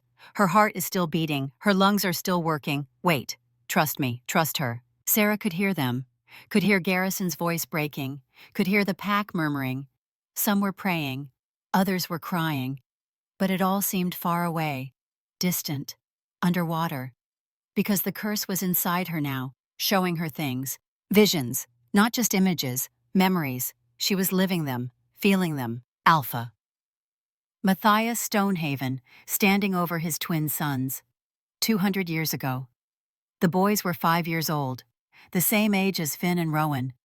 They were crying, begging their father not to hurt them. They didn't understand, couldn't understand. Matthias was crying too, but he did it anyway. Because the pack was dying. Because this was the only way. Because sometimes the math was simple, 2 lives for 300. Sarah felt the knife slice through the first boy's throat, felt the hot spray of blood, felt the second boy's scream cut short, felt the moment when their souls left their bodies and the power rushed in to fill the void. And the power was glorious. It was everything Matthias had been promised: strength, speed, healing. The pack's wolves became unstoppable. They conquered neighboring territories. They thrived. But the power came with a price. It demanded feeding. Every 100 years, the same sacrifice, the same choice, and each time it got harder to make. Until Garrison's grandfather said no. Until he broke the cycle. Until he chose mercy over power. And the curse had been waiting ever since, waiting for a chance to reassert itself, to prove that power mattered more than morality. Sarah felt all of this, understood it, and she rejected it. Her heart stuttered. Once, twice, the rhythm going erratic. Dr. Kirby's face went white. "Now, Garrison, now!" He was through the circle in half a second. His military training made him fast. His love for her made him desperate. He gathered Sarah into his arms. She was convulsing. Her eyes rolled back. Her pulse was barely there. Fading, fading. "Sarah," he whispered, his lips against her ear, his tears falling on her face. "Come back to me, please. I can't do this without you. The boys can't do this without you. We need you. I need you. Come back." He shifted his hand, claws extended, sharp as surgical steel, and then he bit her, right where the neck met the shoulder. The traditional mating mark, deep, hard, injecting venom and alpha essence directly into her bloodstream. The effect was instantaneous. Sarah's back arched. Her scream changed pitch, not pain anymore, transformation. Her skin rippled like water. She could feel her cells restructuring. Bones didn't just shift, they liquefied and reformed. New structures growing where none had existed before. Her skeleton was rewriting itself at the molecular level. Muscle grew, dense, powerful. She felt it layering onto her frame like armor being forged in real time. Her tendons strengthened. Her ligaments became cables of steel wrapped in silk. Every fiber of her being was being upgraded, optimized, made into something that could bridge the gap between two species. But she didn't full shift. She stayed human, mostly, but stronger, faster. Her senses exploded outward like a bomb detonating in her brain. Sound first. She could hear everything. The individual heartbeats of every pack member. Garrison's racing at 140 beats per minute. Dr. Kirby's steady at 70. The twins breathing in perfect synchronization. She could hear the wind moving through pine needles half a mile away. Could hear snowmelt trickling under ice. Could hear the earth settling beneath the convergence point. Then smell. The world became a tapestry of scent. She could identify each pack member by their unique chemical signature. Fear had a sharp, acrid quality. Hope smelled like warm bread. Grief was salt and iron. And Garrison, he smelled like home, like safety, like every good thing Sarah had ever wanted and never thought she deserved. Vision last. The darkness peeled away. She could see in wavelengths humans weren't built to perceive. The heat signatures of living things glowed like stars. The magical energy of the convergence point created visible currents in the air. And there, woven through everything, thin silver threads connecting her to each member of the pack. The omega bonds, the bridges she'd become. Her eyes snapped open. They glowed silver, not gold like a normal wolf, not the amber of an alpha. Silver, the color of the moon, the color of bridges, the color of something that had never existed before. Something that would never exist again. She grabbed Garrison's wrist. Her grip was iron, strong enough to crush bone if she wanted to, but controlled, precise. "The curse," she gasped. Her voice sounded different, layered, like multiple people speaking at once. "I can feel it. It's trying to anchor to the pack, trying to spread. I need to redirect it, need to pull it into me before it takes root." "How?" Garrison's eyes were wide, awed, terrified. "Your blood, mixed with mine, On the altar, it'll create a new bond, rewrite the oath's targeting. She was gasping. The transformation was still happening, still changing her at the fundamental level. Do it, now, before I lose control. Garrison didn't hesitate. He drew his knife, cut his palm, then cut Sarah's, pressed them together. Their blood mixed, dripped onto the altar stone. The convergence point exploded with light. Every wolf in the circle felt it. The curse tearing free from their souls. A sensation like chains breaking, like weightlifting. 200 years of magical bondage severing in an instant. But the power had to go somewhere. It poured into Sarah. A torrent of dark energy. 200 years of accumulated power, of blood magic, of sacrifice. She screamed again. Her body couldn't contain it.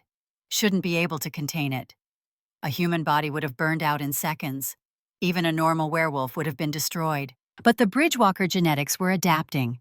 The dormant genes her father had carried were activating in real time, creating new cellular structures, new pathways for the energy to flow.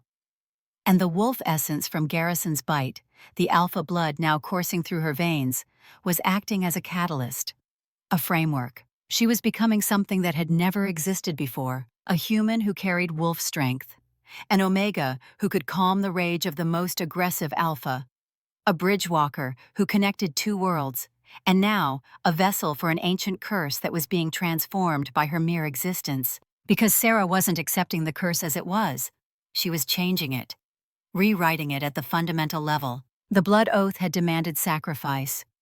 200 years of children on altars, of alphas choosing power over mercy, of magic that fed on pain and death. But sacrifice came in many forms. Marcus had proven that. He'd given his life not because magic demanded it, but because he chose to. Because love and loyalty and brotherhood mattered more than survival. Sarah felt that truth, felt it resonate through the curse energy like a bell ringing. And she understood. The curse wasn't evil. Magic had no morality. It was a tool, a weapon. And it had been wielded by people who believed that strength came from taking, from dominating, from proving you were willing to hurt those you loved to gain power. But strength could come from giving, from protecting, from proving you were willing to sacrifice yourself so others could thrive. Sarah made a choice. She reached deep into the curse energy, found its core, the original oath that Matthias had spoken 200 years ago. And she began to rewrite it, word by word, changing the language, changing the intent. "I accept this oath," she said. Her voice echoed, multiplied, like a dozen people speaking in unison. The pack heard it, felt it vibrate in their bones. "But I change its terms. No more blood sacrifice, no more children on altars. Strength comes from unity, from choosing to stand together, from protecting those weaker than ourselves." The curse fought her. 200 years of tradition, of power, of the old ways. It tried to consume her, to burn through her humanity, to reduce her to ash. But Sarah held on. She thought about her father, about the way he'd chosen death over becoming a monster, about how he'd protected her, prepared her, given her the tools she needed for this moment, even though he'd never known it would come. She thought about Marcus, about the way he'd looked at her before he died, the trust in his eyes, the certainty that she would finish what he'd started. She thought about Garrison, about the twins, about Lily, about every person in this pack who deserved better than being pawns in an ancient game of power. And she thought about herself, about the girl who'd grown up poor, who'd joined the army to escape, who'd found purpose saving people, who'd walked through a blizzard to rescue children she'd never met, who'd fallen in love with a werewolf alpha and decided that was okay. All of that, every moment, every choice, every scar, it had led to this. And slowly, impossibly, the curse began to change. The darkness in the energy shifted, became lighter. The burning cold turned warm. The demand for blood became a gift of strength. And when it finally settled into Sarah's bones, wove itself into her DNA, became part of her fundamental nature, it wasn't a curse anymore. It was a blessing, power. Not the kind that came from hurting others, the kind that came from being willing to stand between the innocent and the darkness, the kind that grew when it was shared instead of hoarded. Sarah could feel it. Every member of the pack was connected to her now, not controlled, not dominated, just linked. She could sense their emotions, their fears, their hopes, and she could send back comfort, strength, the certainty that they were protected. This was what an Omega did.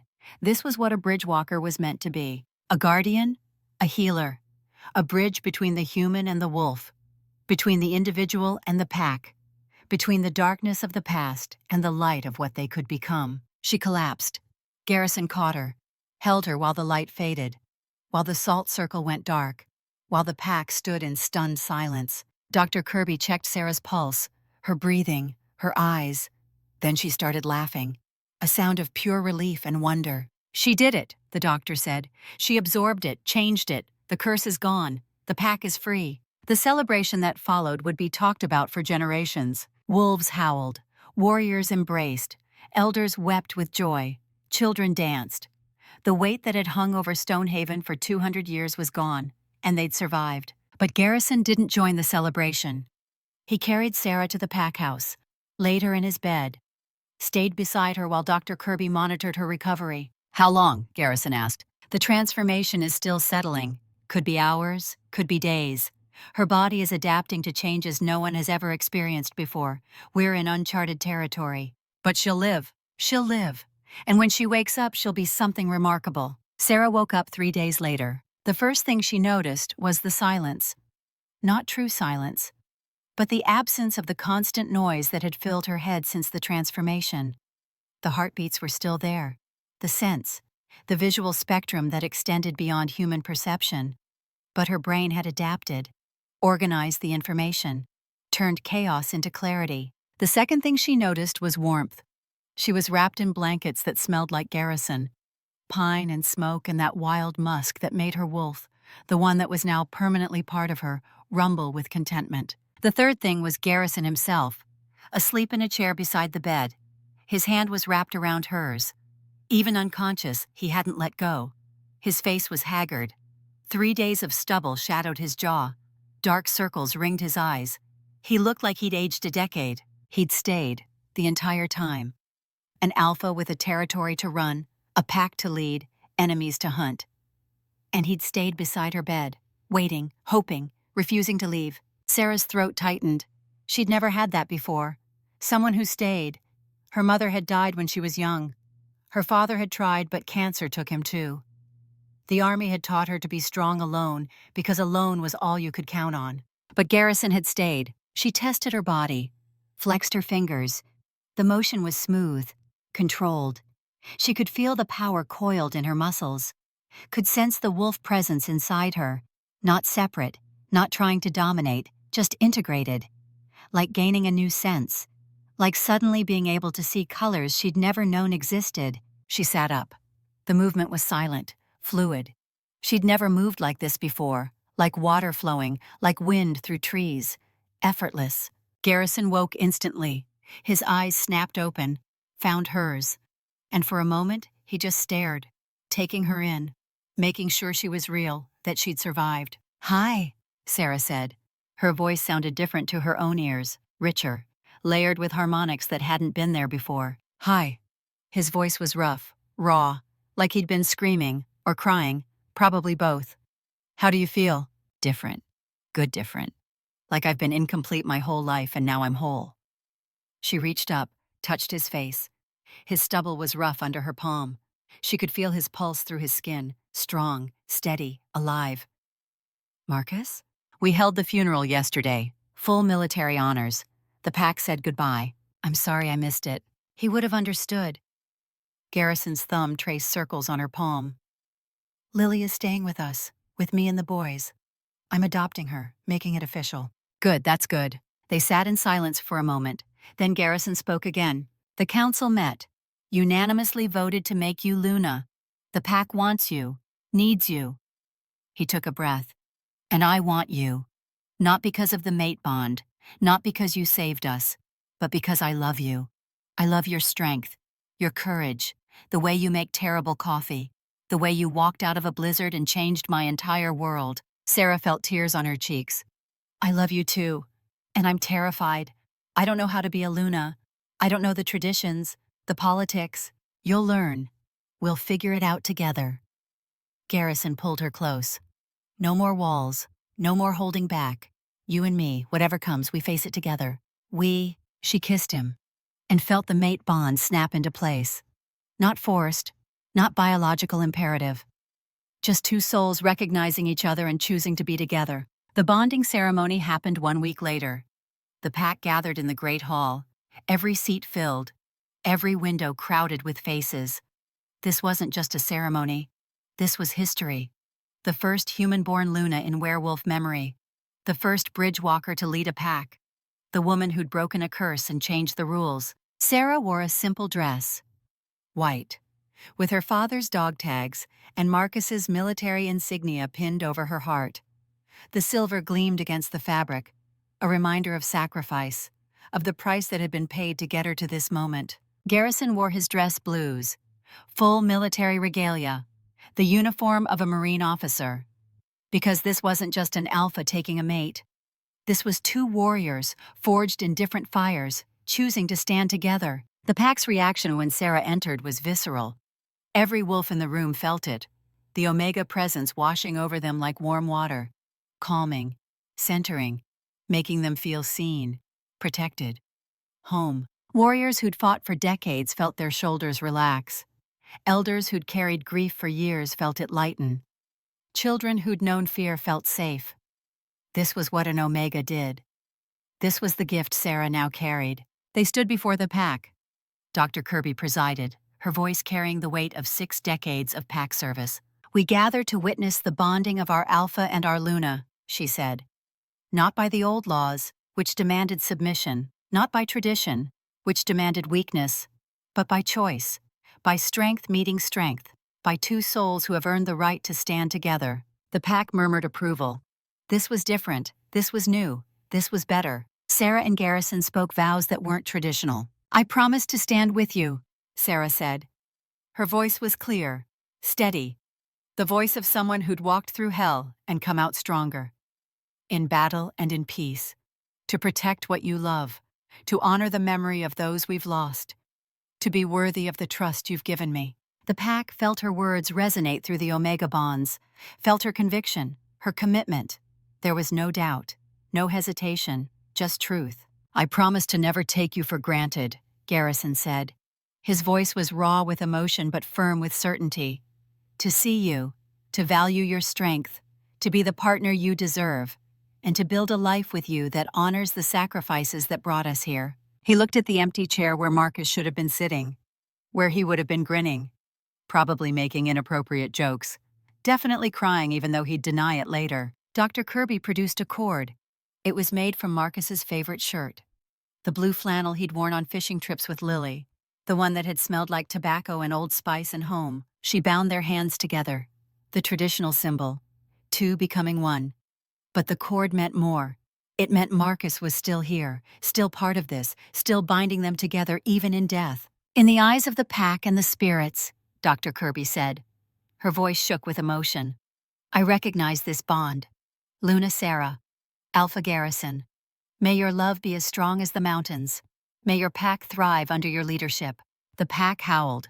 160 voices lifted in a sound that shook the rafters. It wasn't mourning. It wasn't fear. It was celebration, hope. The sound of a pack that had been freed from a curse and given a future worth fighting for. The celebration lasted 3 days. Warriors toasted to Marcus's memory. Elders told stories about Sarah's transformation. Children asked Sarah to show them her silver eyes. And when the last guest had left, when the pack house finally quieted, Sarah and Garrison retreated to their quarters. That night, they made love for the first time as true mates. Slowly, learning each other. The bond hummed between them, not controlling, just connecting two souls in perfect harmony. And in the morning, they woke to Lily and the twins jumping on the bed, demanding breakfast, demanding the normal chaos of family life. Sarah looked at Garrison, he looked at her, and they smiled. This was home, this was family, this was worth every sacrifice. 2 months later, Dr. Kirby found Garrison in his office reviewing security reports. She knocked once and entered without waiting for permission. "We have a problem," she said, sliding a folder across his desk. Garrison opened it. Inside were intercepted communications, coded messages between 12 different territories, all discussing something called the Old Way Initiative. Vaughn wasn't working alone, Dr. Kirby said quietly. He was part of a network, 12 territories planning coordinated Blood Oath revivals, and they know what happened here. They know about Sarah. Garrison read the final message. It was short, direct. The Bridgewalker is an abomination. Surrender her or face the consequences. You have 30 days. He closed the folder, looked out the window at the training yard where Sarah was teaching Lily and the twins knife work, teaching them to protect themselves, to stand strong, to choose honor over fear. Contact the Allied packs, Garrison said. The ones who've been asking to meet Sarah. Tell them it's time. We're building an alliance. They'll see that as a declaration of war. Good. Let them come. Garrison stood. We'll be ready. And when they threaten my mate, my pack, my family, they'll learn what happens when you challenge wolves who fight for love instead of power. Dr. Kirby smiled. Marcus would be proud. Yeah, he would. The story of Sarah Reeves and Garrison Stone was just beginning. But it was already legend.